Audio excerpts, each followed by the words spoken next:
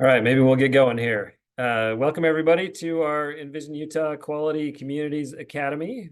Thanks for taking some time out of your busy day to be with us. We're excited to share some of the things that we've been hard at work on at Envision Utah that we think will be helpful to planning throughout the state. Um, Ryan, if you want to go to the next slide, I want to thank our sponsors for this event, Rocky Mountain Power and Chevron, who make this possible. And today we're going to walk through three different products that we've created at Envision Utah. So Ryan, if you want to go to the next one. We're going to talk first of all about our Creating Communities guide, which is a guide to walkable centers. So the creation of these mixed use central places in our communities. And Ryan Beck, who's Vice President of Planning at Envision Utah, will talk us through that. And then second, Jenna Lynn Talkstein, who is one of our planners here at Envision Utah, will talk us through our land use strategies to bring housing back within reach. So this is a project that we worked on to look at how we can adjust our land use to make housing more affordable. And then third, we're going to have Cody Lutz, and also who's a planner from Envision Utah, and then also a guest presenter, Claudia Loaiza from the Multicultural Affairs, Division of Multicultural Affairs, will also be helping us present that. It's a guide to welcoming communities. It's thinking through how we can have a fair and thriving Utah. And so we're going to go through those three. And if you have questions, please feel free to use the Q&A feature for Zoom, and we will do our question and answer at the end after we get through all three. And with that, I'm going to turn it over to Ryan. All right. Thank you, Ari. Thank you for that great introduction. All right. As already mentioned, I'm going to talk about a tool or a resource that Envision Utah created a few years back called Creating Communities. And it's really a guide or a tool to help you implement a center, a walkable center in your community. So with that, I'm just going to jump right in.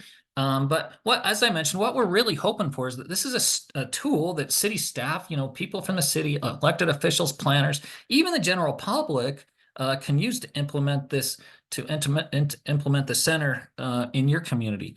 We really feel like this is a great strategy. We know Utah's growing. I'll touch on that in a minute, but we really think it's a great strategy for accommodating this growth that we're seeing, all while maintaining this high quality of life that we've known to come and love.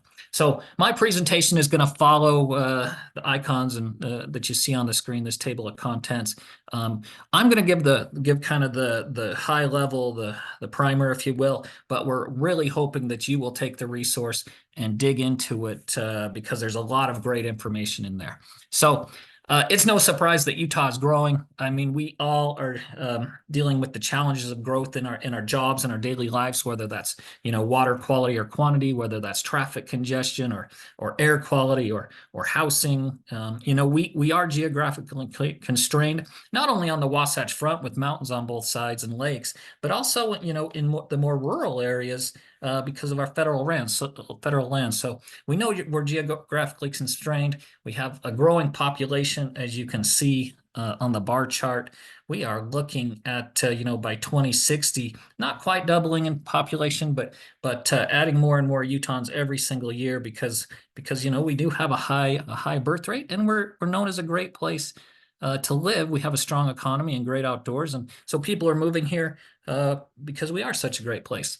So 101, what are we? What is a center? I've heard a lot of different definitions of this over the years, but I think what I've come to know as a center is a walkable mixed-use location in your city or neighborhood that provides a variety of amenities and services. Generally, centers share three components: a mix of uses, saying housing, office, retail, etc. But they also dovetail really well with the transportation investments that have been made, and maybe the most important component of a center is that they're walkable in design. They're designed at the human scale, so they are convenient and enjoyable to get around. So centers come in all sorts of scales. I don't want you thinking if, with this metropolitan center, if you're not Salt Lake City or you're not Ogden or you're not Provo, well, this doesn't apply to me.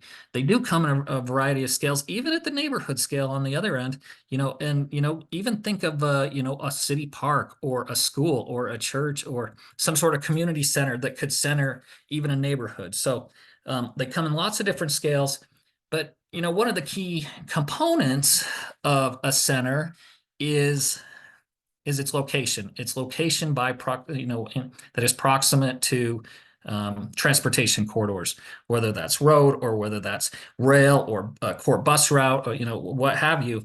But really, what we're working on here is dovetailing the transportation investments with the land use, with wise land use. So, and when I like to think about I like to think about a center as having a lot of benefits for Utahns and for our communities. But when I think we can even supersize those benefits when we start to look at them as a network of centers, and then we connect each of those centers with great transportation options. And like I said, we really supersize the benefits of the center. So this is nothing new in Utah. I mean, we figured this out a long time ago when we pre-automobile days. You can see Salt Lake City in 1909. We built a little bit differently. You can see, looking at that picture, that lots of different uses, housing, jobs, all in the same area. We've got transportation options, just a more walkable environment. So this is nothing new to Utahns. It's actually a peek back into our history. So part two of this document is, what is in a center? And this is a great picture of Richfield, Utah, and a great example of a main street or a center here. But generally, as I mentioned before, a good center will include more than one of the following uses. I think housing is critical, especially where we are with our shortage of housing today in 2023. But retail, office space, civic spaces, and public spaces all make up these great places that we know. When you think about the places that are near and dear to your heart, I'm willing to bet that they include, housing, retail, a mix of uses. So just as a reminder, centers, don't be confused. We're not talking about strip malls or other auto-oriented, like big box or something like that, but a true mix of uses. So I mentioned housing, and I really think this is key to our centers. Not only does the housing create more rooftops, which makes the retail more healthy and more viable, but the residents who live in those housing units have convenient access to a whole bunch of amenities and transportation options. These sound like great places to live. So, and they're also great places for our affordable and attainable and missing middle housing products, because these higher density products, they make sense there because we have made those transportation investments. So consider the housing when you're looking and thinking about your center. All right, public spaces. This is a great example on the screen here of the University Mall, University Place in Orem, that has been retrofitted not too long ago. But look at this open space. We have pathways, we have shaded seating, we have the shopping nearby, we have a nice water feature. But picnic tables, shade, covered lighting. They're all amenities that are desired by people in the community. So this is an example of a great public space at the University Mall. And I don't want to our retail is changing. It's much more of an experiential retail sort of experience. So as online sales, we've all seen, we all shop online this holiday season. I'm sure we've all spent some money online. I know I certainly have. But what we're finding is today's shoppers are spending less on goods and services and a lot more on restaurants and concerts and the experiences, not just the goods and services. So keep that in mind. And then another component, this is an example here in Park City. Of course, every community is not Park City, Utah, with maybe a little deeper pockets than most, but this is an incredible example of the unique and the character, and playing off that unique character that Park City has. This bridge that you see on the left actually connects to the ski runs and highlights what the tourism and a lot of what Park City's about. And we put this slide together about community culture, and I almost thought that I could, take the labels off the Gardner Village, the Moab, the St. George, the Vernal, etc. I bet most people on this call, because, the culture could identify where those photos are, where those photos are from, just with the photos, because they played off, they've been built in a way that they identify. It's very easy to identify that community culture. So the next section, I'm going to talk about transportation and moving to and moving through the centers. I talked a little bit about these regional connections earlier, but it's so important that the centers are located near high capacity transportation infrastructure. You see this great picture of the light rail in Daybreak, South Jordan, on the picture, but it's important that we also think about the centers and, this transportation invest, that we buffer them, these areas with high pedestrian use from the transportation infrastructure. And I think you can see a pretty good example of that here. So traffic calming strategies also very important. We have examples here of bigger medians, very narrow lanes, traffic circles, bulb outs, raised crosswalks. All great strategies to slow the traffic down, make the environment more walkable, safer and more walkable, and not as noisy. Just a more enjoyable experience for the pedestrians. This street connectivity is a very important slide. This example on the kind of in the center of your screen on the left is a connected street grid. And if you think about, if you had to get from, like, I don't know, point A to point B here, there's a lot of different options to get around. If there's an accident or congested traffic on one of these routes, you could simply choose another route and find a different way to go. It spreads the traffic out over a lot of different streets versus the more traditional suburb, what we see with a lot more dead ends, a lot more cul-de-sacs. What this is doing is pushing our roads onto collectors and arterials, higher speed roads, and just doesn't allow as many ways to get around. And often those arterials are congested. So street grids of vital importance to, a quality community. But what we often hear is that, maybe the community is built out, or there's geography challenges, and it's not possible to connect the streets.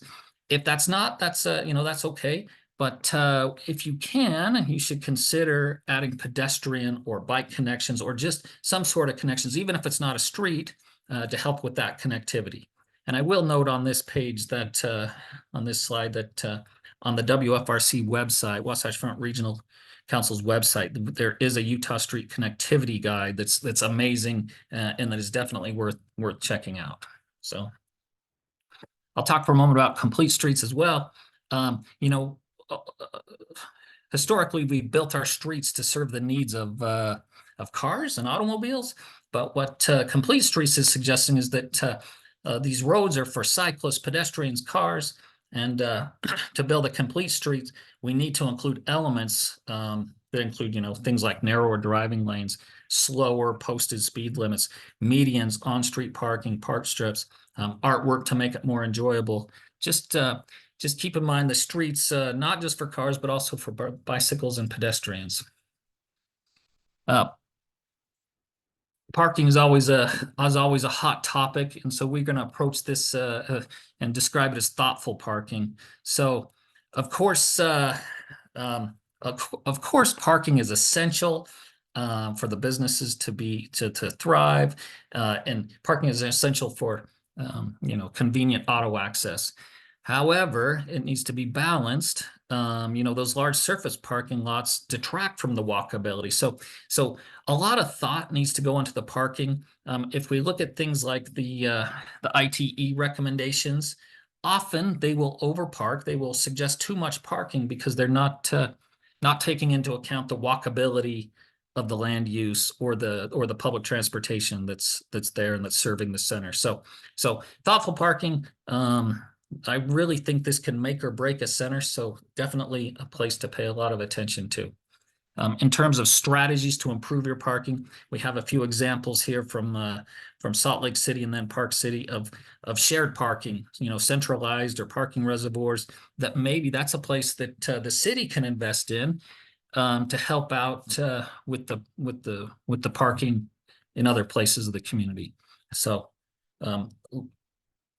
here's some additional improve. I've got an example here on 9th and 9th of the on-street parking. It's been well designed. We have examples here of putting the surface parking lots behind buildings, so it makes the front of the building more interesting, more walkable. And then I have an example here from Trolley Square. If you've been to Trolley Square, you understand that the Trolley Square is actually across the road, and they've provided a great way to cross that road that's very pedestrian friendly. All right, I'm going to talk a little bit. I'm going to shift to regional benefits quickly here. There's a lot of benefits to building in centers, not just, it's a great place. It's a great quality of life. It's lots of amenities. But Cody in our office did some modeling, and this is, I'm talking about reducing the urban footprint, the developed footprint. So this is countywide, Utah County. And the baseline, that would be if we continue to grow how we have for about the last 20 years. It looks like modeled out with the additional population, we're going to use about 91,000 acres. But if we build in a center style way with smaller lots, more missing middle, more condos, apartments, etc., still having the single family in this vision style, it's saves about 40,000 acres. So if things like agriculture land or open space or other green field is important to you, the benefits of centers are just good for all sorts of levels, including open space. So, and also when we look at our housing needs, these centers are great places to build multifamily. So on this bottom chart, you can see since about 2013, we have started to build more and more multifamily. And right now we're about 50-50 multifamily versus single family. So my point here being that centers are a great place for that multifamily. It makes a lot of sense. That land use makes a lot of sense, putting that housing in centers. Also centers, foster a great sense of community and community identity. They improve the access to our transportation and have convenient access and more opportunities, whether that's jobs or schooling or etc. But they also do things like help us with our air quality, which is something we struggle with along the Wasatch Front. Healthier living, it's more walkable. We tend to get out and put more steps in every day. So lots of good benefits for the citizens and also for the city. So next section, when we like actually planning the center, we need to look at things like what the public sector can do. And this is an example of West Valley City, and you can see the top in 2006 versus 2020. But acquiring and aggregating the property is an important thing that the public sector can help, that the government can help with, city can help with. Also looking at parking requirements and possibly reducing theirs if there's need for it. Looking at these, you can see on this top 2006 Fairborn Station photo, there's a lot of extra parking there. That's a lot of underutilized land that could be used for other things. So you can see the bottom picture has improved walkability. I know West Valley City looked at the zoning and they adopted more flexible zoning for that station. But, there's also places of interest, open spaces, civic uses. So things to consider when planning your center. And I would also suggest that, things change over time. Interesting example of our state capitol from 1936 versus present. Things change over time. An excellent example might be autonomous vehicles, these self-driving cars that we keep hearing about. I don't know exactly what they're going to do in the future, but just plan for evolution. Because building a center truly can take many, many years, and it really is impossible to predict what's coming down the line, from the future. But just being flexible and maintaining, while you're maintaining that vision for the future, but allow the flexibility to be ready for changing circumstances. We talked about the street grid. I think that's a key a key component to being flexible. The street grid supports a variety of development and intensities over time. Consider a form-based code where you're focusing more on the use base rather than, or you're focusing more on the form than the use of the building. So that's important. Look at those transition zones that, and create them. You don't know how big this center is going to maybe be. And if you have transition zone, that transition code could be integrated into a center in the future. Look at your first floors. Oftentimes what we hear from developers is that these ground floors are not, our market's not quite ready to accept either retail or office on that ground floor. But if we build in such a way to look into the future, that maybe they will be for that retail or that more mixed use ground level use. So look at your first floors there. I love this picture of Holiday Boulevard, 2002 on the left. You can see what it looks like. And then you can see what it looks like in 2019. They've done some great things to their center and to that part of what a great example. And as we continue to evolve along the Wasatch Front, as we continue to move forward and build these quality communities, we're getting more and more of these centers. So I think that's really important that we can see it, that can be done, that it can be done successfully. Holiday is a great example of that. So in terms of messaging, there's always folks that push back and are a little maybe more anti-growth or anti-development or anti-density. But there's a lot of ways to communicate with people. And I, am a big believer into figuring out the values of the area, of the community, and really speaking to those values. You can convey, to some people, money talks. You can talk about the fiscal benefits to them. Things like addressing the myths, and I'll get to another slide on that in a moment. But and you probably need to emphasize, that we emphasize the growth realities. We really do. We're a growing population. We're a desirable place, a higher birth rate. So lots of different, but just consider the messaging as you're delivering the message either to city councils or as you're looking into planning your center. So we put together this slide of metrics that might speak to different people, whether it's new housing units or the jobs housing balance, but lots of examples of metrics that may speak to people. But you can also not only speak to people, but also track how your center is doing. So I think I'm not going to go through every one, but I think there's a lot of value on this within these metrics here. Jumping back to the myths that I just talked about, often the neighbors feel, the people who live nearby feel like this centers or this higher density development is going to lead to a decline in the neighborhood and possibly even hurt their property values. We at Envision Utah have done a lot of work, looked all over the country, and generally what we're finding is that the property values actually go up. And it makes a lot of sense to me when I think about it, because things like when you add amenities, whether that's open space or walkable areas or just more services, it tends to push the property values up because those are desirable things. So we also hear a lot about crime, that a common fear is that this higher density development may increase crime, often rooted in the stereotypes about density or multifamily residents.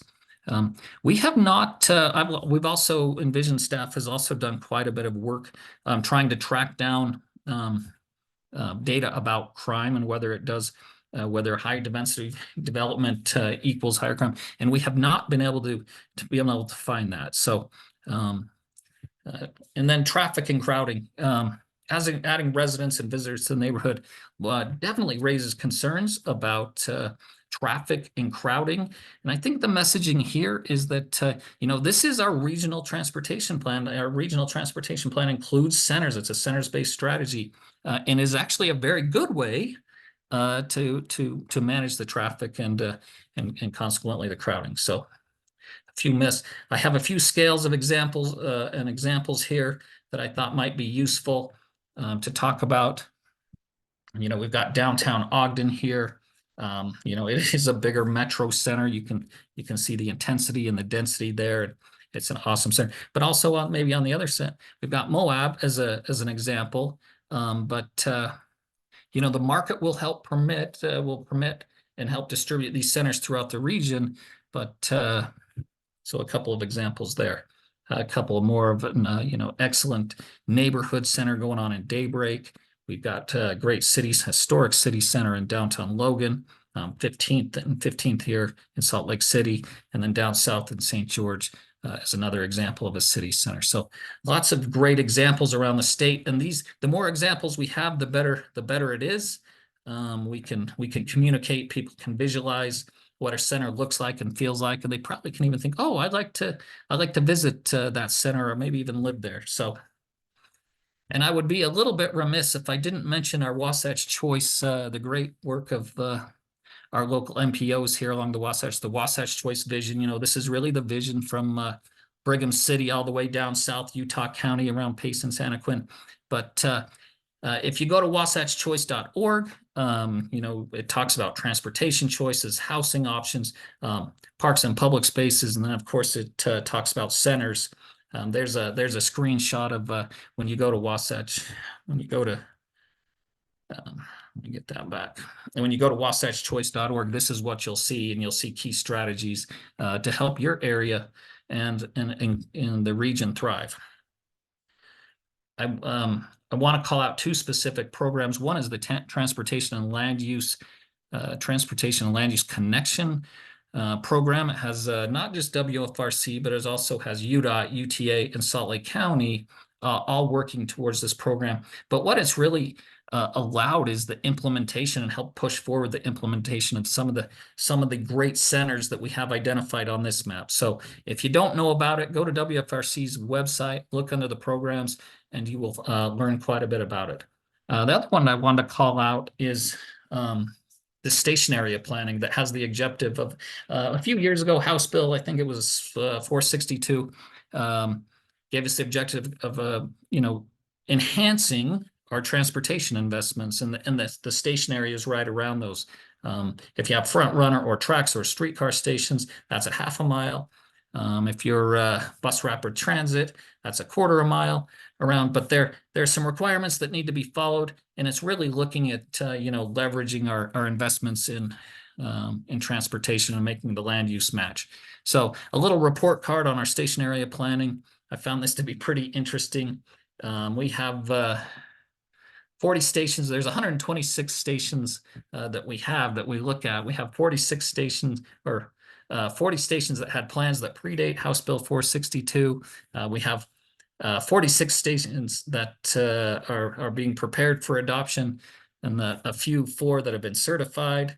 And then we have 35 stations where the planning has not yet been initiated. So real opportunity areas there for us to move forward. All right. I'm going to pass the baton over to Jenna Lynn. Jenna Lynn is an associate planner with Envision Utah. She's going to talk to us about housing strategies, how we keep our housing more attainable and more affordable. So with that, I'm going to stop sharing my screen and hand off to Jenna Lynn.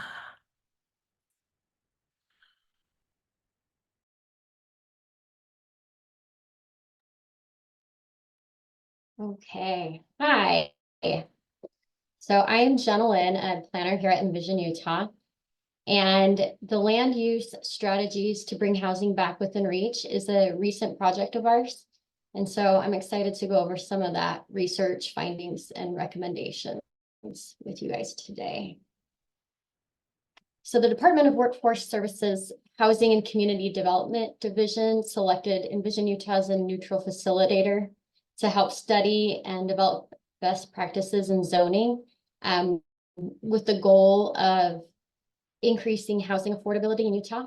So our process included asking the experts. We interviewed experts across the state. We did extensive research, both national literature review and local case studies. And we partnered with RCL Co. And they did some build out analysis of the Wasatch Front counties for us. We also did a survey of local elected officials to help determine which of the policy changes would be acceptable and implementable. So housing affordability is a key issue right now. We hear about it in the news and everywhere. It impacts so many factors, including water use, transportation, education, and even decisions on families and children. And the income required to purchase a home continues to rise, and incomes aren't keeping up with those home price increases. So from 2021 to 2023, there was a 52% increase in income required to purchase a home. And I doubt any of our incomes kept pace with that. And so the result is we have the most unaffordable housing market in the history of the state. So this is an affordability chart, and it's using an affordability index based on the median sales price of homes and the median income. And you can see how in recent years, we've been driven into the severely unaffordable range. Affordability is influenced by a lot of factors, including land, water, capital, market, interest rates, labor costs. In Utah, we also have high population growth fueled by young Utahns. And we have a large number of Utahns in the prime home buying age. We also have a baby boomer generation that aren't downsizing right now. And so land use, regulation, or zoning is one factor, but it is a factor where we can move the needle as a state.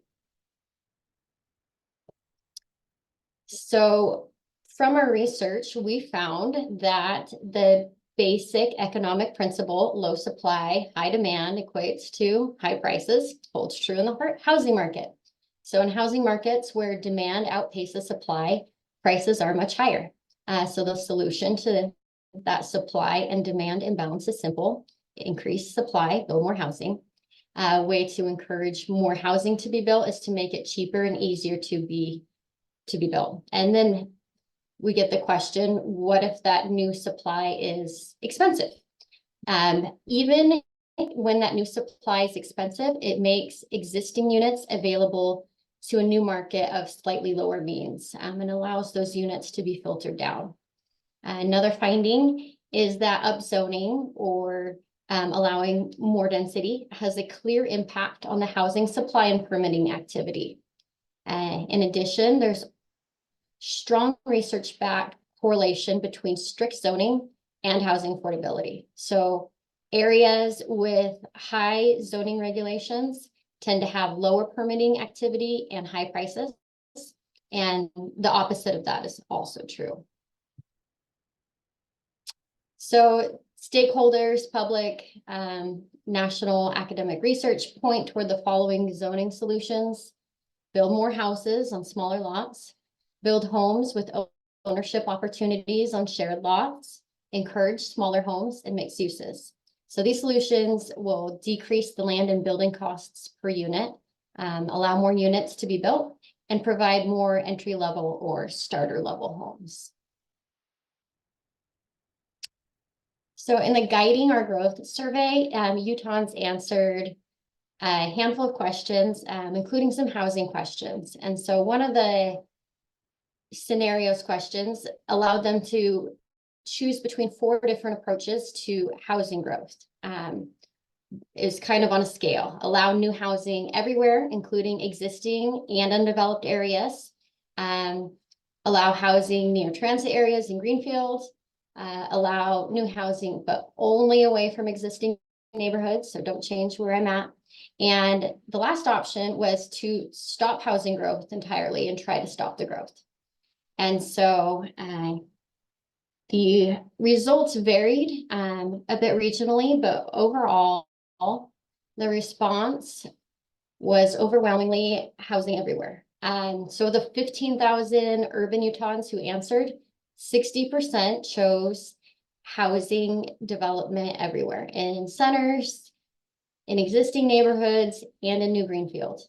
If this is different than what you may have expected, it might be because younger Utahns and renters are generally underrepresented in local policy discussions or city council meetings, and they're significantly more likely to support a variety of housing types.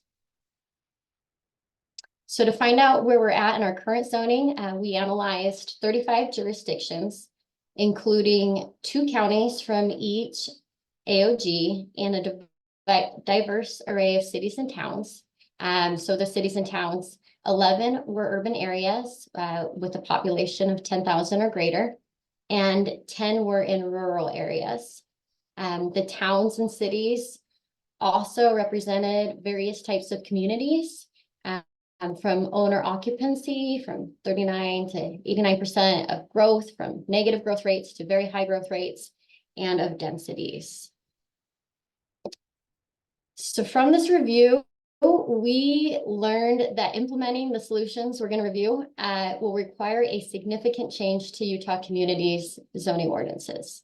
We saw that small lots are typically not allowed, and so the resulting average lots are pretty large. The typical urban lot size is 10,000 to 12,000 square feet, which leaves over 5,000 square feet for private outdoor space. Only 4 jurisdictions allow lot sizes less than 7,000 square feet on 10% or more of land. And of those 4, only 2 of those are in urban areas. Multi-unit homes are often not allowed. So the image on the left is a zoning map of an urban Utah city, just an area of it. And you can see that single-family zoning takes up most of it. There's also limited mixed-use zoning opportunities. So those zones accounted for less than 4% of all of the zones that were analyzed. So with that, we'll go to the local government recommendations. These can be adapted to rural areas. We do have specific rural considerations and context in the guide, so be sure to look there. Recommendation 1, allow smaller lots. This might be one of the best strategies. We're pretty land constrained, as Ryan mentioned earlier. And in addition, smaller lots use less water per capita. They decrease infrastructure costs due to fewer feet of infrastructure per unit. They reduce the loss of agriculture and open space, and they improve transportation access. There's a lot of support for smaller lots with the public. In fact, that guiding our growth survey, 58% of urban Utahns said they were interested in allowing more new houses to be built on smaller lots. And it was also the 2nd most popular housing strategy selected by rural Utahns. So this is to scale. So we have 3 single-family homes on 10,000 square foot lots. Home size is 2,500 square feet. The price to build the home, $412,500. Land price just under $312,000. Builders need to make a profit, so we just put in 10%. The total price of these homes to a buyer would be $796,000. If you allowed this same area of land to have 5,000 square foot lots, same size home, same price to build the home. With the land price reduction, the home price is only $625,000, a 22% price reduction, and definitely makes that more affordable to more Utahns than that $796,000. So recommendation 2 is allow multiple units per lot and per building. So multiple units can be townhomes, duplexes, triplex, fourplex, and they can be designed in a way that looks like a single family home. Pictured here is a 3-unit home that looks like a single family home. So there's ways to allow multiple units like this and retain community character. Because single family zoning is so pervasive in Utah, even modest expansions of areas allowing multiple units can have a pretty notable impact on housing supply. Recommendation 3 is to facilitate smaller homes. So since 1970, the average Utah household size has declined from 3.6 to 3.1 people per household. And in that same time period, we're seeing the actual home size increase drastically, over 61% or 1,200 square feet. So the market's not currently producing very many single-family homes that are smaller or under 2,000 square feet, and that limits the opportunities for starter homes. So we get the question, cities don't build homes, what can they do? And strategies to encourage smaller homes include those first two recommendations, reducing minimum lot requirements and allowing more units on each lot. That can help smaller homes be more feasible. The way this works is by boosting supply. And as supply and demand become more balanced, it can help make building those large luxury homes less attractive to build to the developers. Recommendation 4 is to promote mixed-use development. So stakeholders identified mixed-use development as one of the top strategies for promoting affordability. Office and retail centers are places that can accommodate substantial density and make a real dent in our housing shortage. This can be done by allowing housing in commercial and office zones and using those right-size shared or structured parking. And this recommendation also has a lot of public support. So in that Guiding Our Growth survey, the most popular big idea for housing was allowing more strip malls, big box stores, and parking lots to be redeveloped into housing. So actually 60% of people who took the survey selected that as their favorite option. There's also financial incentive for cities to redevelop areas. A mixed use area will typically generate more tax revenue than a retail only or office only area. So an analysis of 5 case studies of redevelopment of Utah office or retail to housing, apartments or townhomes, found that 4 of the 5 resulted in significantly increased tax revenue to the city. So these 2 case studies show converting office and restaurant space to housing. And then these 2 case studies are both retail and show how replacing retail with housing can, in some cases, increase that tax revenue to the city. Number 5, reduce development delays and costs. Efforts to reduce potential development delays and costs not only expedite housing, but also empower the smaller builders. And they're the ones that are more likely to engage in some of those small scale developments. A comment from cities is that applicants often submit poorly written plans and then rely on the city to do the code review for them by marking it up. And that's placing an additional burden on the city. So simplifying the code or offering pre-approved designs can help alleviate some of these issues. So the short version of this recommendation is to simplify codes and turn in good plans. Recommendation 6, facilitate the use of off-site construction techniques. This includes manufacturing housing and modular housing. These technologies have come a long way. They're not the trailer parks of prior decades. They can fit well into existing communities and be put on the foundation, be multiple stories, and they can also increase quality and energy efficiency.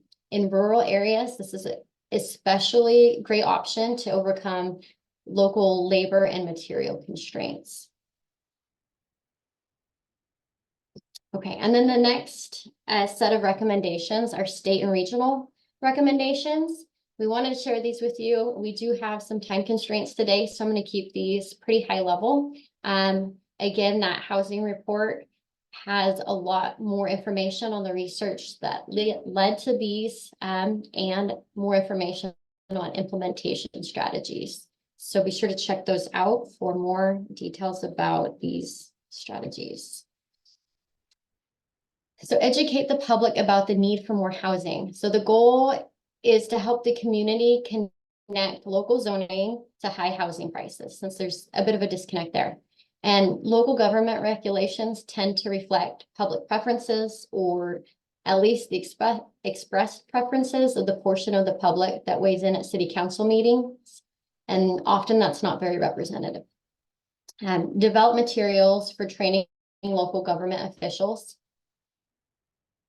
So local governments can feel pretty embattled with state mandates, perceived political pressure from the development community, and pressure from their constituents. So a set of materials, potentially videos infographics, presentations could be a way to support officials in addressing housing affordability and connect them to best practices to help relieve some of that public opposition to community change. Assist communities with transportation infrastructure. So opposition to density is often motivated by increased traffic.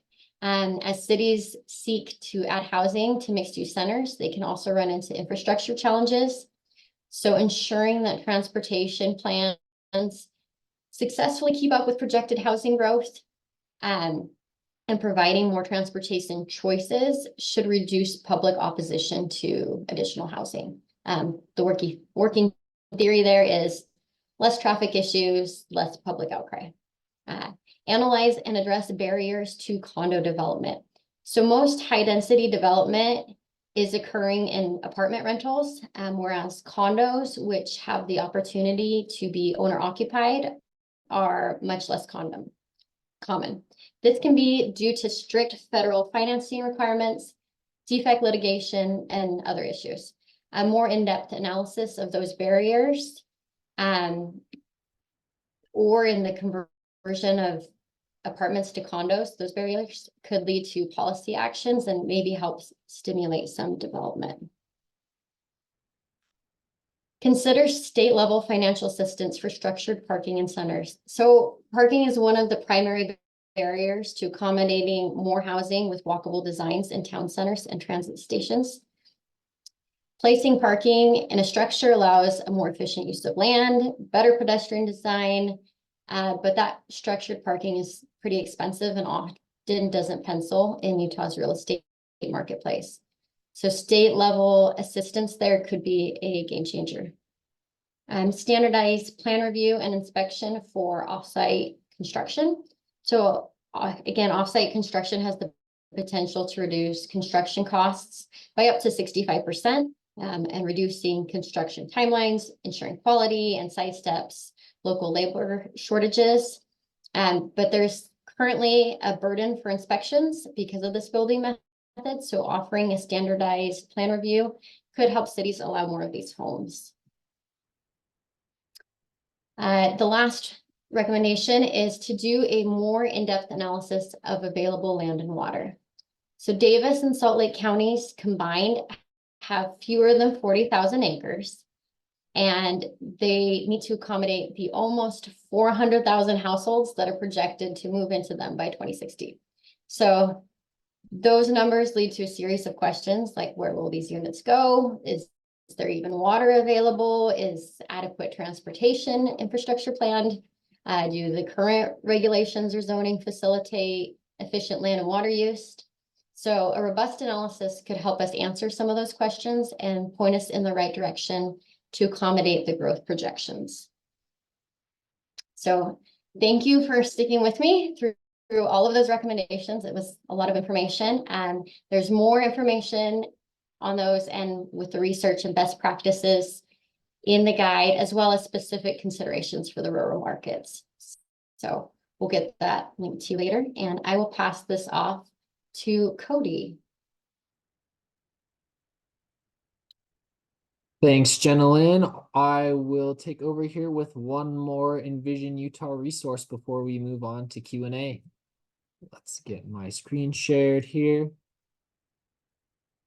Is that other panelists? Is that the right screen there?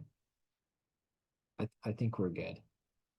So this is our final resource that we're covering today. And today is the official unveiling of the new Welcoming Communities Guide for Planning a Fair and Thriving Utah. We've been working on laying this out all week, so we are excited to cross the finish line and share it with you all today. Just like the resources that Jenalyn and Ryan just covered, this is meant to be a resource and provide some tools and approaches that planners and local leaders can implement in their communities. And there's a lot of overlap with some of the ideas that Jenalyn and Ryan shared, but we've kind of taken a specific lens here to think about how these different ideas can be applied to maximize their benefit and kind of take a lens of looking at who has helped most. Is anyone left out? And is everyone having an opportunity to weigh in on planning decisions?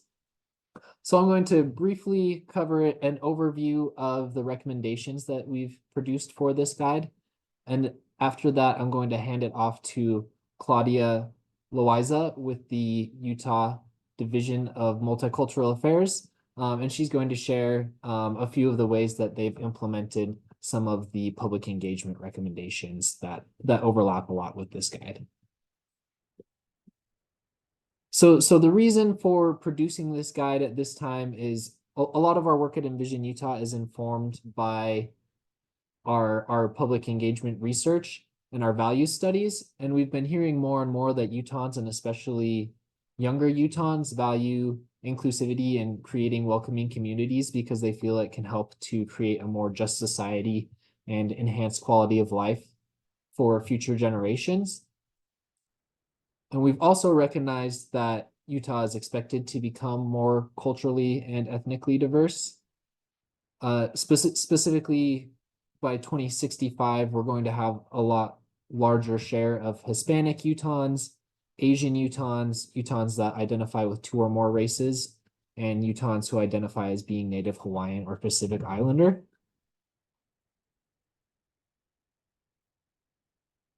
And planning has the opportunity to help with some of these things. I think we all recognize the role that where people live has in their quality of life, as well as the kind of makeup and types of communities that we're developing have on the opportunities available to people.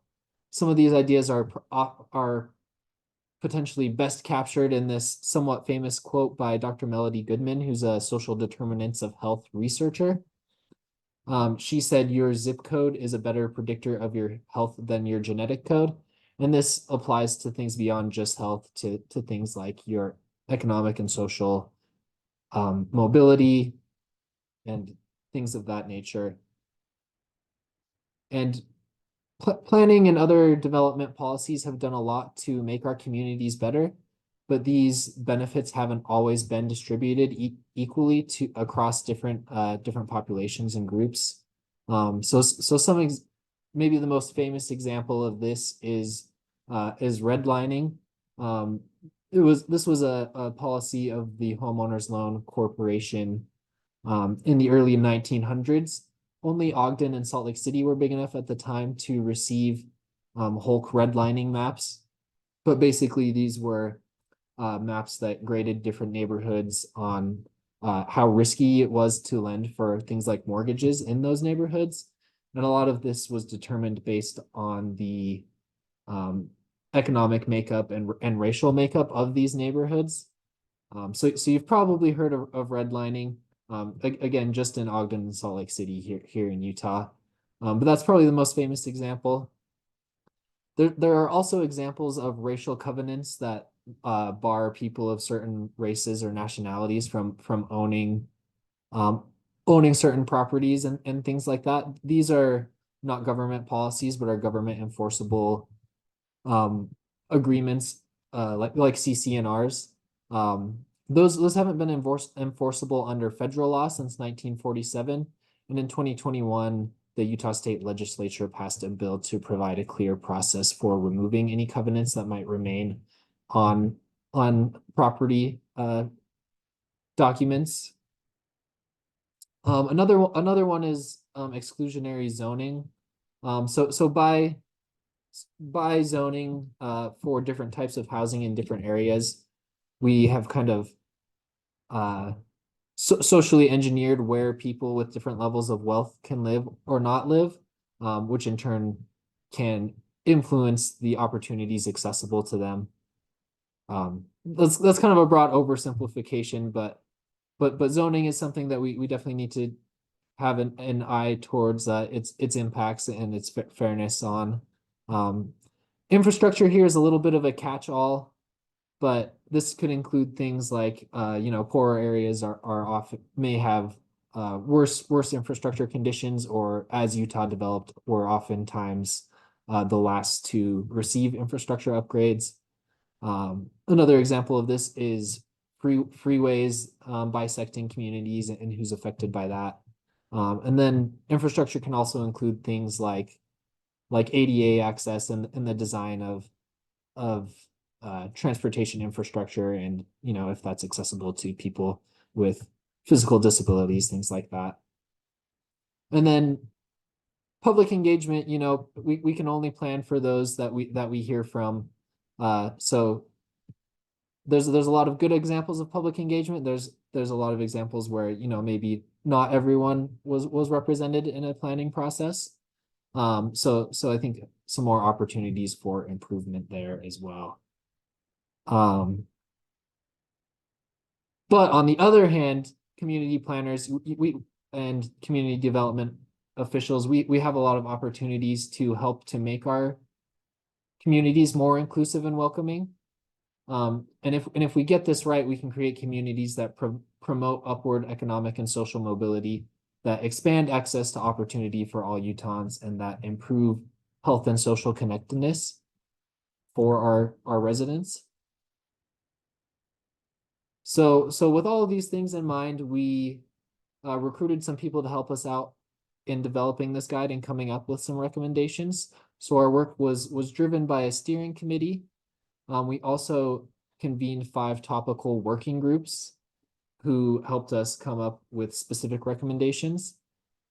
And we also wanted to get a sense for people's experiences with the built environment and their perceptions of local government. So we hosted an asynchronous online focus group where people could log in at any point over a 3-day period and answer a series of questions and interact with each other's answers. And so we did that focus group composed of underrepresented groups in planning to get their input in those ways. And we were very fortunate to receive some funding from Morgan Stanley and the Utah Transit Authority to complete the completion of this guide. So we're very thankful to them. So we came up with 3 broad categories of recommendations. Those were to foster welcoming communities with a variety of housing options, to design multimodal transportation systems, and to facilitate broad and meaningful public engagement and planning. I'll briefly cover some of our high-level recommendations for each of those sections, and then hand it off to Claudia to provide some examples of how public engagement, some of the public engagement concepts can be implemented. So I'll start off with our recommendation to foster welcoming communities with a variety of housing options. A lot of this is going to overlap with the concepts that Jenna Lynn had mentioned. But with an eye to making sure those are distributed fairly. So I'll just reiterate some of the things that we've previously covered, but things like allowing smaller lots, allowing more than 1 housing unit per lot and per building, facilitating smaller homes, and promoting mixed-use development and mixed-use centers. Those are all things that can help balance that supply and demand and make market rate housing more affordable. And by doing so, we can reduce the amount of people that need to rely on subsidized housing or designated affordable housing. But of course, that's an element of making sure that everyone has, access to housing as well as that affordable and subsidized housing piece.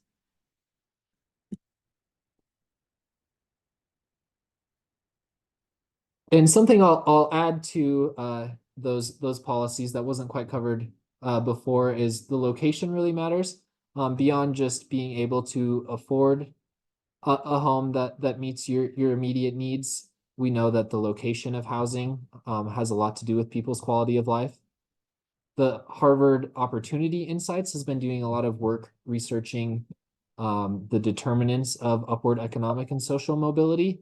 And one of the biggest determinant that they found is that especially for lower income people, the more people with higher socioeconomic status that they're exposed to in their day-to-day lives, the more likely they are to kind of climb that economic ladder. And we know that a big piece of that is just who lives nearby. or if their neighbors have a mix of incomes, then they have better access to those types of interactions. So I'll give a quick example here of how you can use that information. And a really interesting exercise can be comparing your zoning map and which types of housing are available where, and comparing that to either upward economic mobility data that you can find at opportunityatlas.org, or you can also compare it to income data from the Census Bureau. That should be available at the census tract level. So it should be fine-grained enough for you to make that comparison. This example here is from Salt Lake County. So basically I've grayed out, I've kind of muted out the areas that we're not focusing on right now. But on this map, generally blue areas are areas where children of lower income parents are more likely to earn significantly more than their parents did at age 35. And areas in red are areas where they're expected to earn about the same as their parents did. So those areas would be considered to have less upward economic mobility.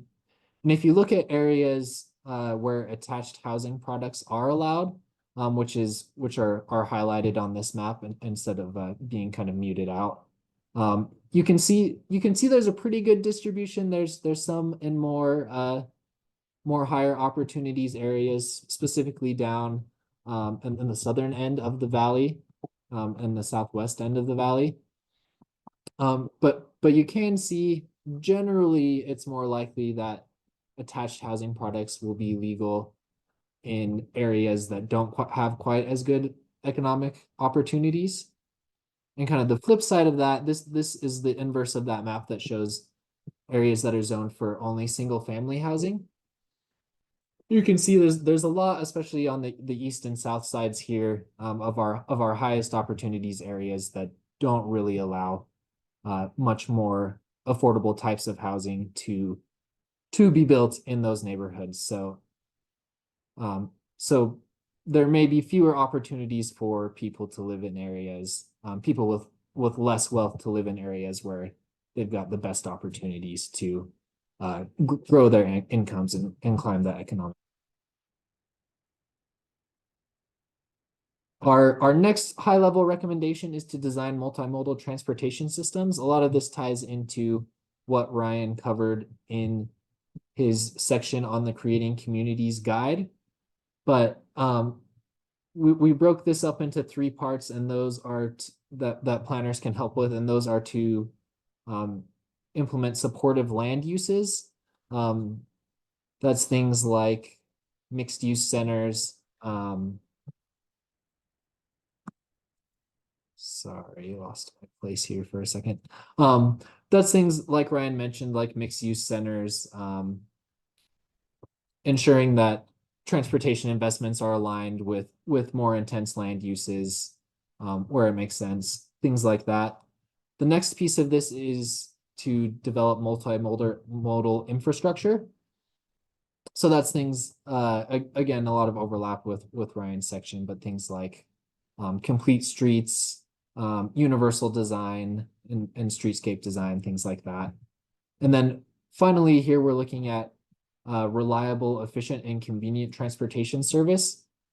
And that's public transportation. And for public transportation, something that came up in our working groups was it's important to consider and prioritize the needs of people who are reliant on public transportation rather than those who just use it as one of their transportation options.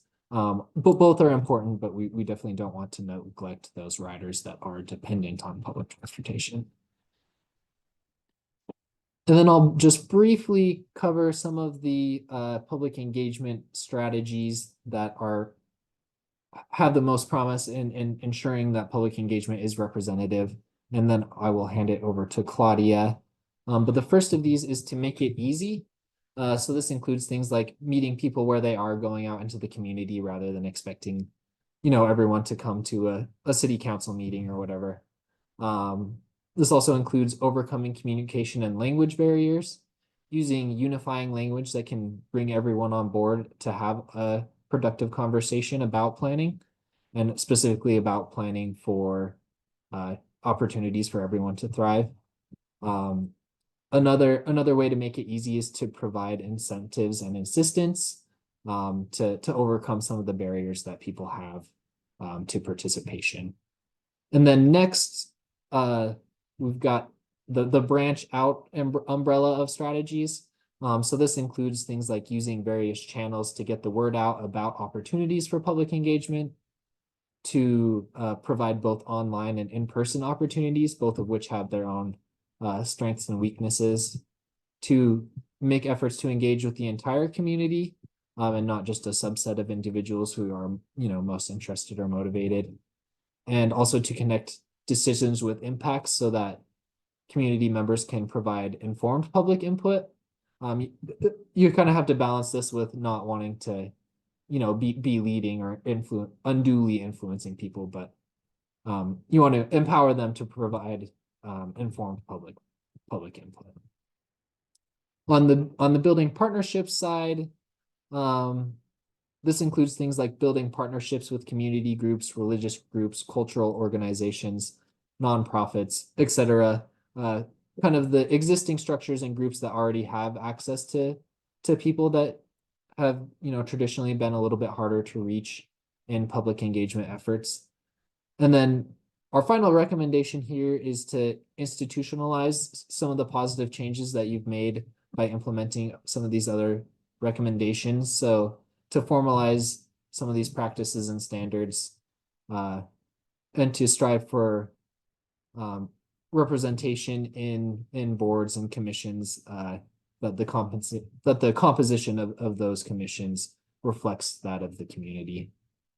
So that's a very high level overview. I know Claudia and her team have been implementing some of these ideas in their work at the state level, so she's going to provide some examples of what that's looked like. I'll hand it over to you now, Claudia. Thank you, Cody, and welcome, and good to see, for the most part, virtually everyone. I know we're still, at least I am still getting used to the Zoom platform, and it's been, I don't know how many years since we've all really collectively made that change to online platforms, but I want to thank Envision Utah and the team for inviting me to this space to really build upon the foundation of public engagement, like Cody was saying, and it's important in making sure that we are creating a more participatory and thriving state as a whole. So before I dive in, I think it's important to always share who I am, what I do, and why I'm here.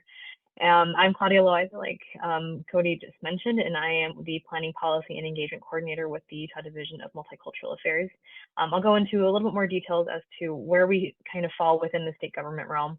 But I was born and raised here in Utah, born in Payson, grew up in South Jordan. So I've kind of seen the spectrum of growth and just how far we've come in terms of density, and really the overall vision of where we are as a state and leading in so many ways, economically, in our innovative ways of doing business. And I hope that that continues into other sectors as well, and including the way that we can bring in more people into our public spaces and our public participation processes, so that way collectively we can create more thriving futures for all. So what I would love to share with you all is some examples, including the way that we are able to position ourselves within state government to continue to build best practices around what it means to engage everyone, whether they're at the margins and those that have been in the participatory space for a while. So this is our organization. We are a division that is part of the Utah Department of Cultural and Community Engagement, formerly the Department of Heritage and Arts.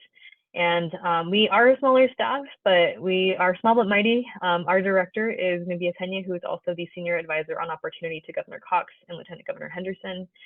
We have two different commissions that we oversee, including our Utah Martin Luther King Jr. Human Rights Commission and our Utah Multicultural Commission, and both respectively focus on engagement practices, specifically around the MLK holiday, as well as some policy and legislative activities with our Multicultural Commission, which we just barely revamped and started, and housing is actually one of the main topics right now that we are engaged in. So I know that that's kind of been the heaviest topic right now, just affordability, availability, and how we continue to retain, right, the Utahns and even the next generation of Utahns to continue to be able to afford living in our state.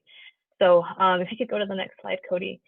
The way that we are engaging our community specifically are through these pillars. And I show this to you because I think it is important as part of the whole public engagement conversation right now that we're having, that you might be a little bit surprised by how far reaching and wide and maybe a little bit diverse, all these different pillars are. I know youth leadership has been a program that has been under our division for several years now.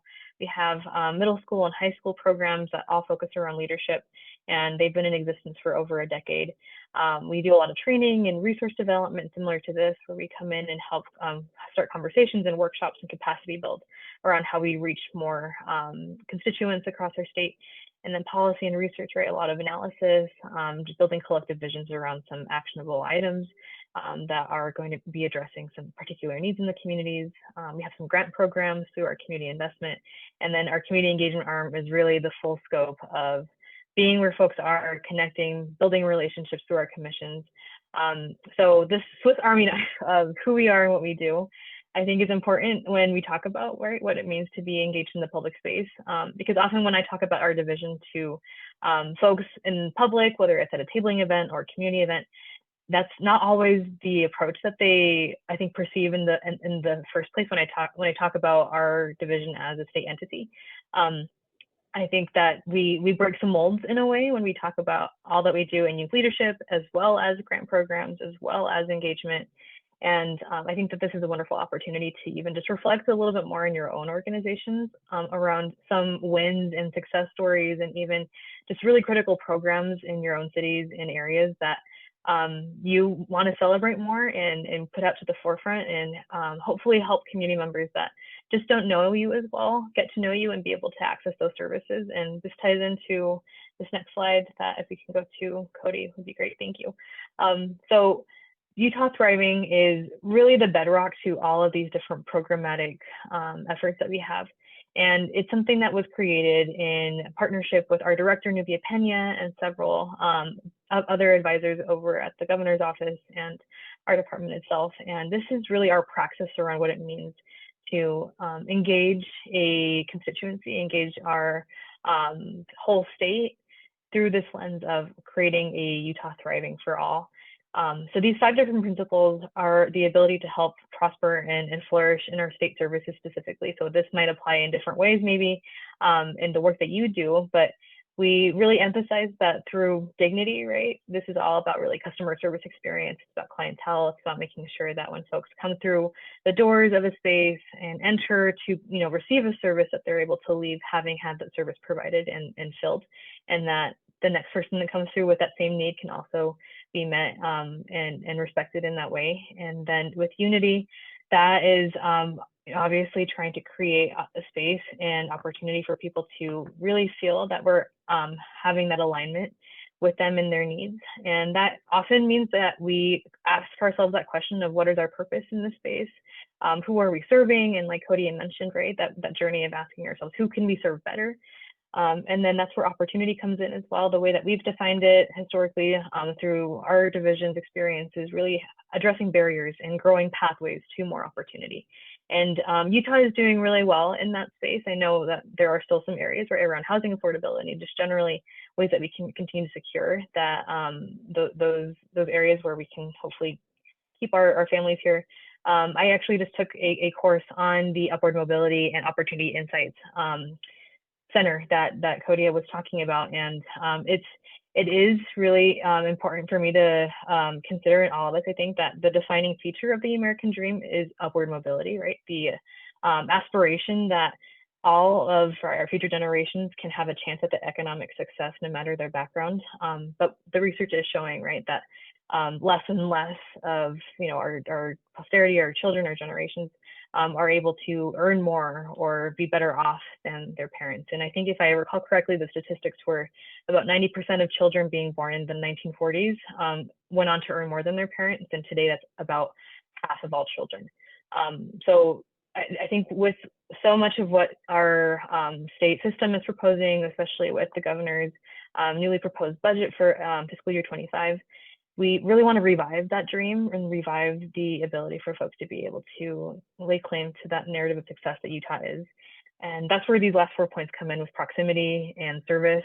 When you serve someone, right? And I think Utah is a great state where we are constantly in that mode of service. That's really kind of our hallmark. We lead in volunteerism, we lead in civic engagement.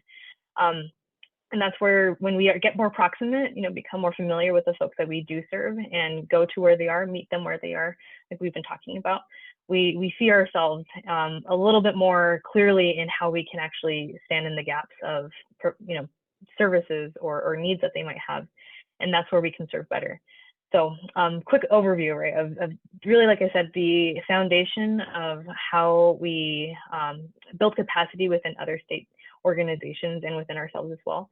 And overall, this is really to emphasize that we need multiple strategies and various sectors, various partnerships to address all these issues that we're confronting as a state, and eliminating those barriers to upward mobility, which is so critical in promoting, right, the stability overall. So at the end of the day, what all of those different principles mean to me personally is that our purpose is people. That's what I have on my office door, and something that we're constantly being reminded at our team meetings. And I hope that this is also a reminder to you in your own work around public engagement, that it can be very nuanced. There's several people that you can engage, and at the end of the day, you might not be able to reach everyone, but if you can internalize this idea that as long as you are seeing, these constituents and the people in your communities as individual folks with needs that you can meet, that's really the goal. So if you can go to the next slide, Cody, that would be great. Thank you. So I'm also a storyteller by heart. I did, graduate with a planning background. I went to BYU for my undergrad with I ended up graduating with public health and urban planning as a mixed emphasis. And then I went on to get my master's at the U in city and metropolitan planning. So I definitely have that planning background, but I think in another life, I definitely would have just graduated in storytelling if I could. So I have a couple stories to share with you as I close here, just around what it means to effectively engage the public in a way that builds trust. And this picture that you see on the screen right here is maybe something familiar to you, maybe not, but for those that need some explanation, what you see is a tire shop, and what you see next to it is a restaurant. So the story behind this is I was working with students in the Glendale area in Salt Lake City, which is just on the west side of I-15. And in this particular instance, I was working as a grad student, helping Salt Lake City, better engage the youth voice. So they were trying to reimagine a park at the time, which was the Raging Waters Park, which for those that are old enough to remember, I am. I just dated myself probably. But they wanted to get more youth input to really understand what needs and what particular amenities they were looking for, right, in the new regional park. And I had them complete a whole community asset survey. We talked about, right, all the different things that they might like to see in a park in a traditional way, and also in a more creative way. What are some things that you never imagined in a park that you would like to see?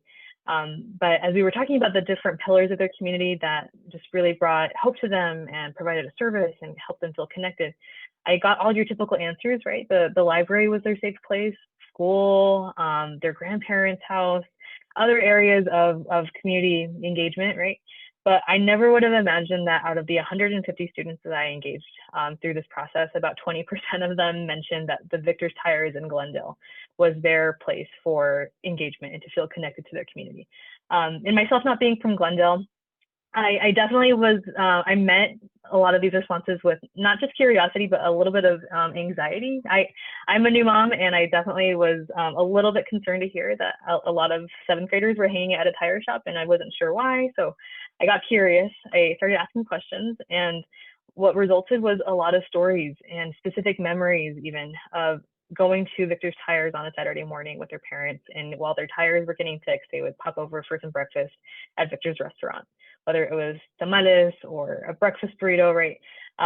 But what came out of this experience for them, right, was to not just feel heard, but to feel validated in their responses, that this is a place that was truly not just serving a need, but that it was effectively creating an experience for them that helped them feel like they were shaping something in their community, right?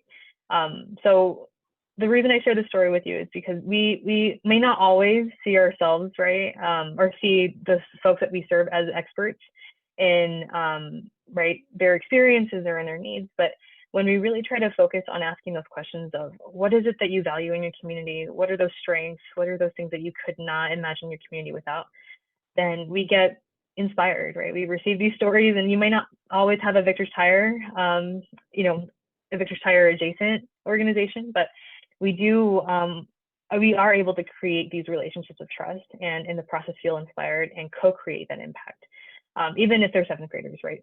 So if we can go to the next slide, please, Cody. Another story that I think connects to this as well is a specific group that we were able to organize during the height of 2020 through 2021, which, you know, was, as we know, when COVID-19 was really, really affecting us as a global community. But at the time, it was Governor Herbert who had charged us to convene a multicultural advisory committee specifically to address some health disparities that we were experiencing as a state around COVID-19 impacts. And the pictures that you see up here are of a good friend of mine. On the right, his name is Jake Putissimano Jr. At the time, he was the director of the Utah Pacific Islander Health Coalition. And we were seeing massive, you know, health disparities in terms of testing and then also hospitalizations and unfortunately also deaths. And specifically within the Pacific Islander community, us understanding that the prevalence data for different Polynesian languages and even particular communities weren't as high, right? Like we had, you know, maybe 0.00 something % of our Marshallese speakers, which is a Micronesian language. However, at a certain point in the pandemic, they were accounting for, you know, almost 10% of our hospitalizations. And this is where we really had to get proximate, right? To go back to those words and that idea of proximity and making sure that we know our communities before we serve them. But it was Jake and that connection with Jake through our Multicultural Advisory Committee, which was made up of over 30 different nonprofits and service providers that were really on the front lines of not just providing services, but also being able to be a two-way feedback loop for us to understand what are some areas of growth and opportunity that we can take into when we're thinking about how are we making sure that we're not just, you know, putting out information and expecting it to land, but who can also tell us and confirm to us that it's being received in a way that is effective and meaningful.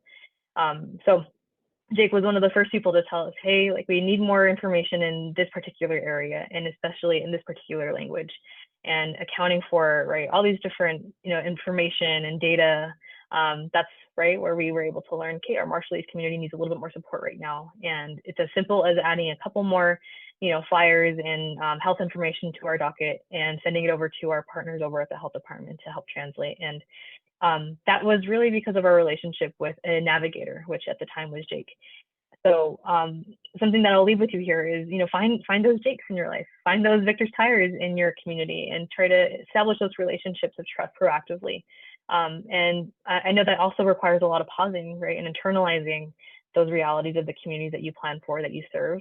And that's where a lot of, you know, wonderful insight will come to play, and really recognizing them as experts, not just in their needs, but in their experiences. And we as planners, you as public servants, you know, I know that there's several different sectors represented here.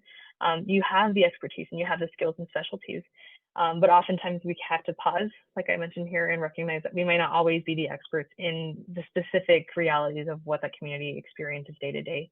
And that's where we can kind of find synergy and alignment.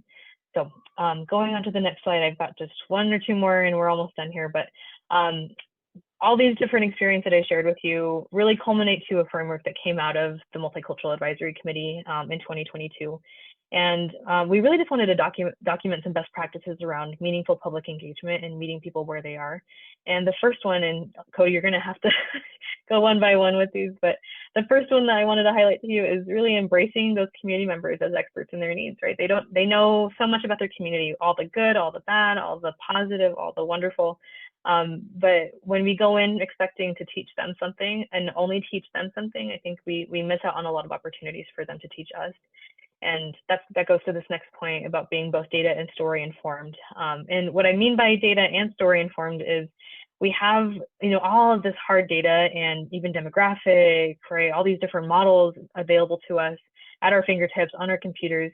But being able to go out into the community and meet folks where they are, and it's actually effectively ground truth. I like to use the term ground truth, which really means using that data to really narrow down where the biggest areas of need are, and then being able to go to those particular communities or navigators and making those relationships and conversations to really say, hey, this is what we're seeing on our end. Can you help us understand this better?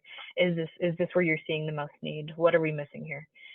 And then the next point, Cody, is understanding that communities learn and receive information in different ways. And this is something that we learned very clearly in 2020, and I think ongoing as well. Our state is very, it's a large mess. We cover so much land.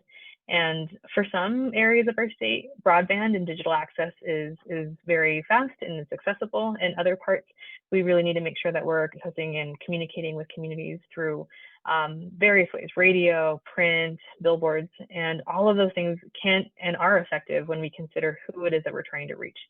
And then the next point that I have here is building those relationships of trust proactively. So if you're in the middle of a crisis and trying to meet a deadline and you go to someone asking for something, chances are that they'll probably help you, but chances are that they might not have helped you as much or as well as they could have with more time and more preparation for you to be able to understand each other and understand where you both are coming from. And that's where, for me, as being a government employee, being a public servant, something that I take a lot of pride in, I really try to challenge that perception of transaction. I think a lot of the communities that I work with particularly, when they think of government, they think of what will you give me, what will I get out of this, right? Like that give and take relationship. But when it comes down to it, I really want to make sure that, and our division overall wants to make sure that we are leading and modeling what a reciprocal relationship can be between public and private, and also public and constituents, right? So the second to last point here is creating content that is consistent and that will resonate. So very similar to this point about understanding that communities learn and receive information in different ways. But I think in addition to that, right, like how are we continuing to communicate? Is it consistent? Are we confusing people? Are we constantly changing the way that we're communicating? And is that actually reaching people the way that we would like for them? And then is it going to resonate, right? Are we working through the navigators or the spokespeople or the individuals that will help, build that bridge of trust effectively between us and maybe folks that we don't know quite yet, but we will eventually know through their help. And then the final point here is, let's see if it'll come up. This next point, Cody. There we go. Final is embracing a growth and learning culture. And the reason that we put this in a cycle is that engagement and really thinking of it as a framework is all about getting yourself out of that linear mindset. There is hardly ever a start or end to engagement. I know there's projects, right? There's initiatives, there's deadlines, there's phases, there's milestones. But at the end of the day, we are working with people, right? Our purpose is people, and people don't like to be, thought of or treated as a project. And that's where really trying to understand engagement as a cyclical and a cycle of how we get to know and better understand the communities that we serve so that we can effectively become a better society overall together. That's really the goal around this particular framework. So in closing, I'll end with a quote from our director, Nubia Pena, who once in one of our reports that I'll talk about just very briefly here, said that we have an opportunity to build a legacy of thriving for all, and we are committed to working across aisles, sectors, and in strategic collaboration with stakeholders to see Utah's narrative of success reach the four corners of our state with the deep desire to leave no one behind. So I'll end all that information. I know we talked a lot at you just now, but overall, just trying to consider more about what it means to have a Utah thriving for all, and at the same time, I know Cody alluded to this, right? Asking yourself those reflective questions of where are we doing really well, who are we reaching, who are we communicating to, and who's continuing to show up, and maybe how do we bring those folks that in the process maybe have felt a little bit more left behind, and how do we make sure that we're connecting the dots in terms of where is the most need in our communities, how do we make sure that we're communicating in a way that is going to maintain the dignity, the respect, and build unity across our communities. So with that, just want to thank you for your time, and I know we'll have some time for questions here, which I'm happy to answer.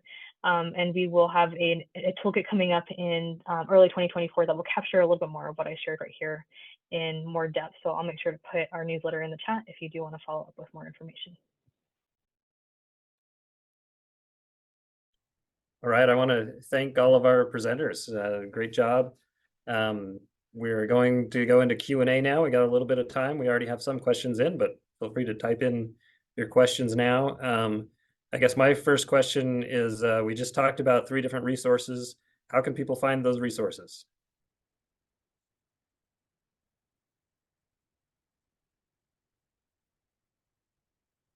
Ryan, you want to? Yeah, I'm going to jump in on that one. Just slow on the mute button. Yeah, I think, and Cody, you correct me if I'm wrong here, but I think we're going to send a follow-up email. We have an email list. We are happy to send the resources, including slide decks and the guides out to the group here. We'll do that, and we can drop them in the chat now too. And you can also go to our website and go to the tools page, find them there. All right, so we've had some questions come in. First question we had was asking for an example of an ordinance regarding zoning to help facilitate. It says these types of structures. I think it came in during your presentation, Ryan. So I think it's around mixed-use centers. So I'll throw that out to the panel. Any place you want to point people if they're looking for good examples of ordinances? These mixed use, I mean, I would look at the communities. I would look at go right to the communities where we have great examples. I mean, I can think of, some of the more metro areas, downtown areas, but also there's places, like Holiday or Fairborn Station or other examples, I mean, I think as planners, they're fairly easy to identify. So that's where I would start, by looking at some of the more successful centers. But I don't know if Cody or Jenilyn or anyone else has any thoughts on that. Yeah, I think that's a good approach, Ryan, is to look at some of the examples from the Creating Communities guide. There's also a few kind of new and emerging centers that were mentioned that weren't included in the guide. If anyone's been down to the Mill Creek Common in the surrounding area, that's really become a community gathering space. So that's a pretty cool example. And then those station area plans that Ryan mentioned earlier. And then I'll add too that the Creating Communities guide does have a number of case studies at the end of it. So that's a great place to look to for examples. We had a couple of questions come in about crime rates with some studies that might suggest that crime rates do increase with higher density. Ryan, you want to weigh in on that? My understanding is that studies are kind of all over the place on this one, but. Yeah, that's exactly what I'm finding, and I appreciate, I know this was going to would be a hot topic and generate at least one question. It looks like we got 2 out of it. And very fair questions, right? Because there are a lot of sources out there and legitimate sources. I think one that was mentioned was Purdue University, a great university. But, to Ari's point, we find those, but we also find the other side of the coin that talks about, hey, they're not correlated. So to me, the jury's out a little bit. I don't know. There's just so many variables when we're talking about crime rates and communities, and is density, does the density correlate to higher crime rates?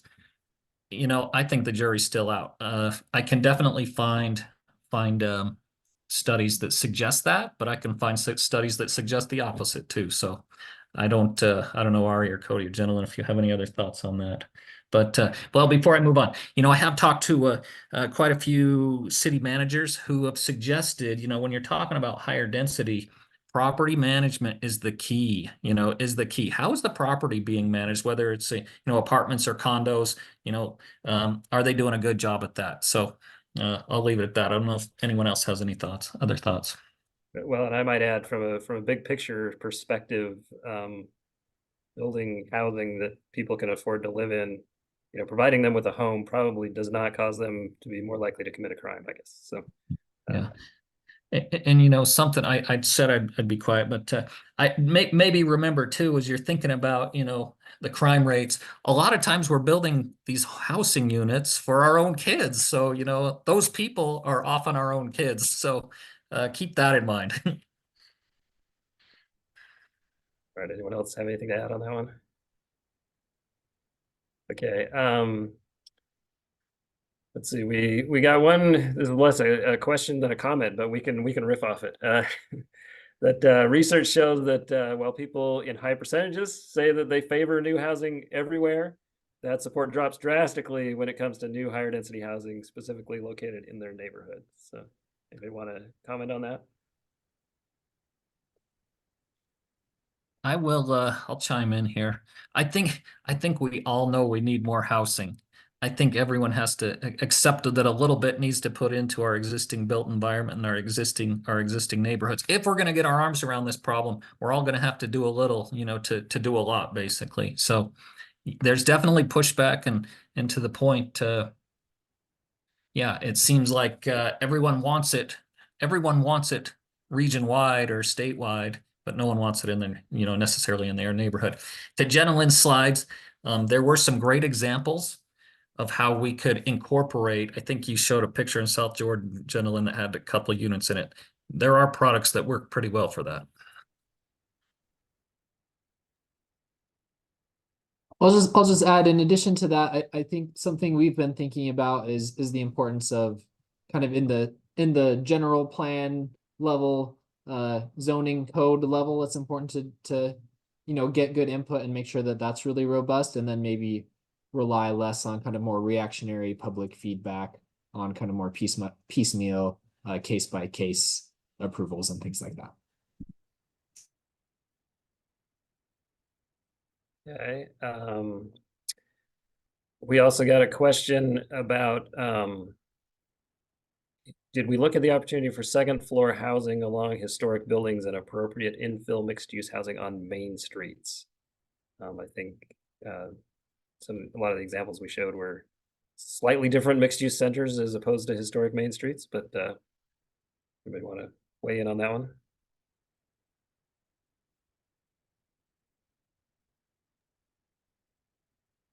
Sorry, I went on mute for a second. I was choking. What I've heard is some of these older main streets there. You know, there is an opportunity there. I've heard sometimes the expense, because to bring that older building up to code is quite expensive. So that is a limiting factor.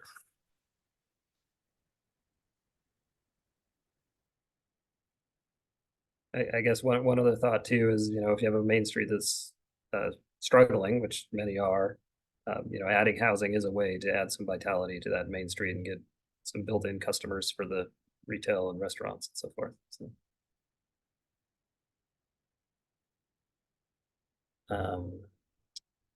okay, we have a number of people who want us to email out slides. I think we're going to do that. We did get I guess a comment adding to the crime question that concentrations of poverty is a confounding variable. So I think it's probably a really nuanced question, this crime question. So let's see, somebody asking about how we're funded. I think I can speak to that one.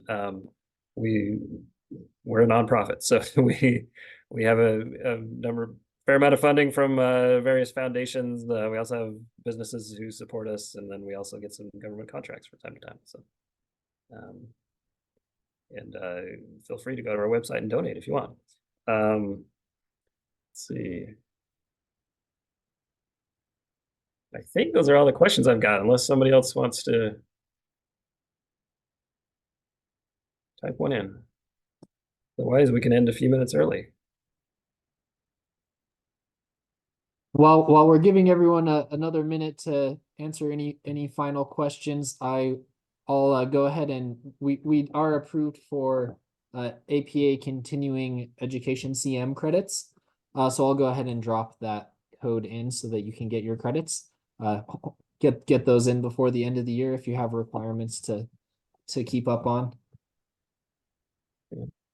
And thank you to all our presenters and all of those who have tuned in, spent some time with us. I think we'll keep the webinar open for a minute, I guess, so that everyone can get their CM credits code.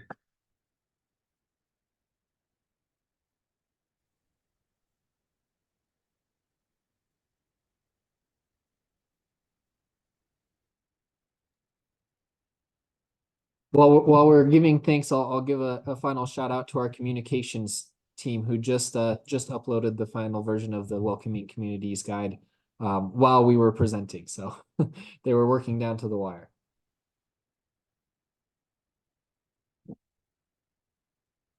All right. Well, thanks everyone. All right. Thanks all for joining.